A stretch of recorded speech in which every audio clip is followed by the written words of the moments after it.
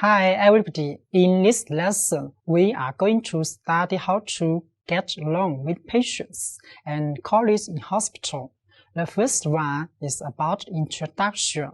From the previous chapters, we saw the importance of communication effectively and sensitively with patients, and that these skills can be learned. In this chapter, we are going to study how to get along with patients and colleagues in hospital. Now, let's look at the picture. From this picture, what can we know?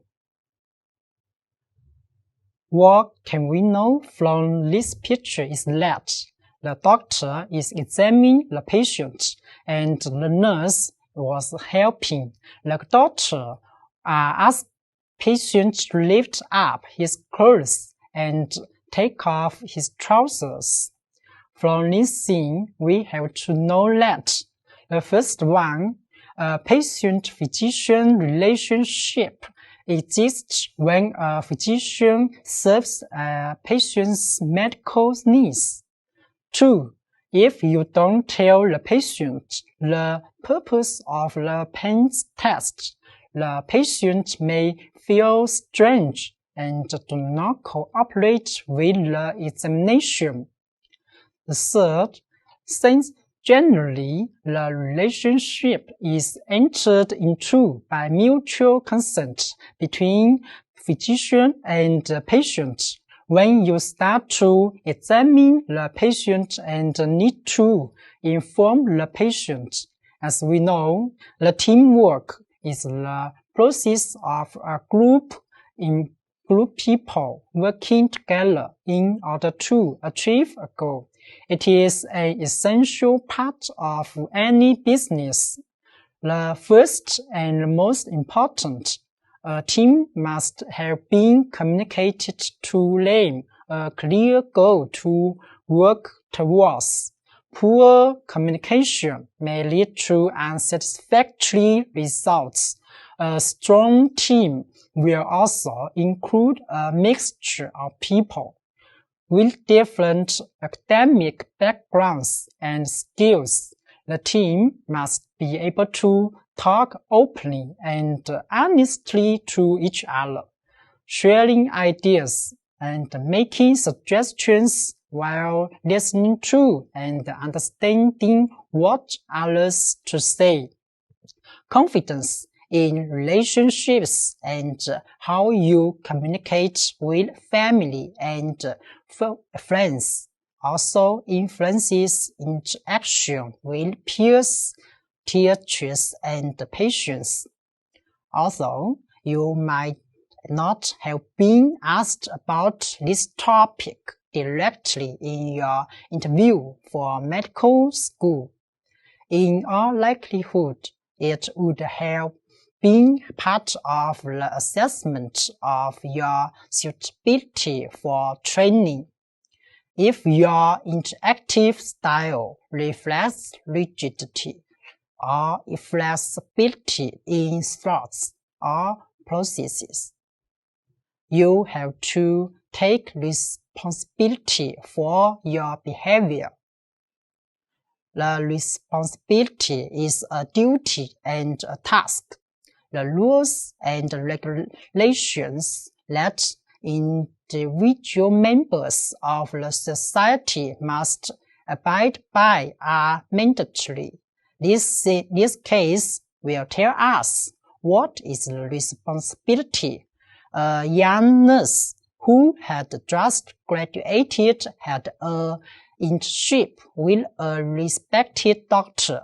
In one operation, the doctor finished the operation and was ready to close the wound. The young nurse said, "Doctor, we still need a piece of gauze. I just used 12. Now I only take back 11 now. One must be in the patient's stomach," the doctor seemed to say, as if nothing happened. "Well, forget it. the doctor said. The gauze has no effect. We must suture the wound immediately. Now, then the nurse said, we are responsible for the patient. At this time, the doctor smiled. He moved his feet and exposed the piece of gauze under his feet. He was very pleased to say to the young nurse, you will become an excellent nurse. The second, you have to set short-term and long-term goals. Goals are crucial to our success, but knowing their significance is useless. Setting goals is the first step when you want to carry out an action. If you want a lazy person to move, instead of beating him and scolding him, give him a strong goal and motivate him to act. Goals are motivation. Goals are directions, and setting goals should become a habit of our lives. If you work in China, please fully integrate into the local culture and learn Chinese. We have to learn how to deal with language barrier. Try to learn how Chinese. If you cannot understand what patient said, please ask your colleague or your patient's family for help. The culture shock is meant by understanding the patient's culture, you can better understand the disease history. And the fourth, do something that seems trivial. What is trivial? Try your best to make yourself occupied and useful. Please don't think trivial things are meaningless. What seems trivial is more troublesome than you think. Sometimes trivial matters is helpful for your growth. Pasting the test form is an important skill that every doctor must master.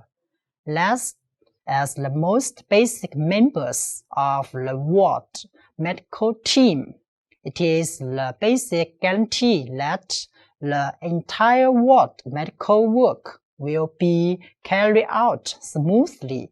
Also, the skills that can be mastered at the beginning of the ward rotation. Do you think this is trivial?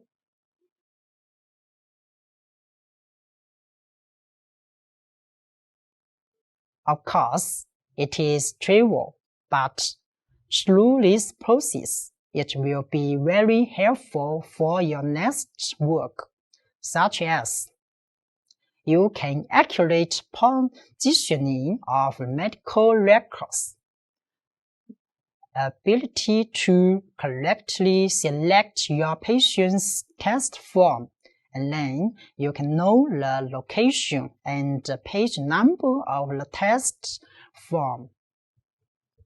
Helps us remember the patient's test results. The 5. Do your homework before you go to hospital. As we know, every individual has a responsibility to obey the rule. The 6. Don't care about prejudice. Most of the time, they do not exist. No one has a duty to treat us fairly, so we should not let anyone's attitude become our vain, or just to win the lives of others. 7. The patient's trust is a big step in your rotation. Young doctors, despite their limited experience, are energetic and taking every patient seriously. This is a way to build experience for themselves.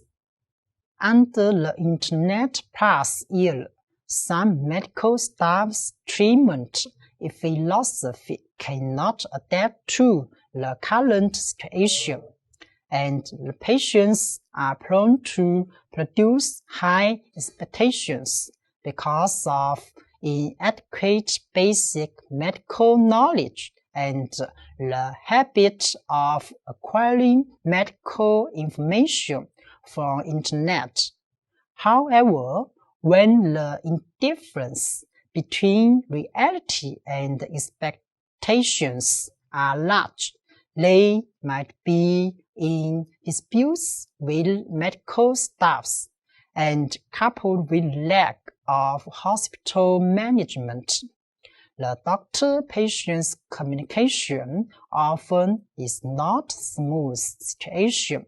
Therefore, it is recommended that medical staffs improve humanistic quality meanwhile improving technology. Patients should develop the habit of acquiring medical information from internet correctly. Finally, thank you for watching. This chapter is over.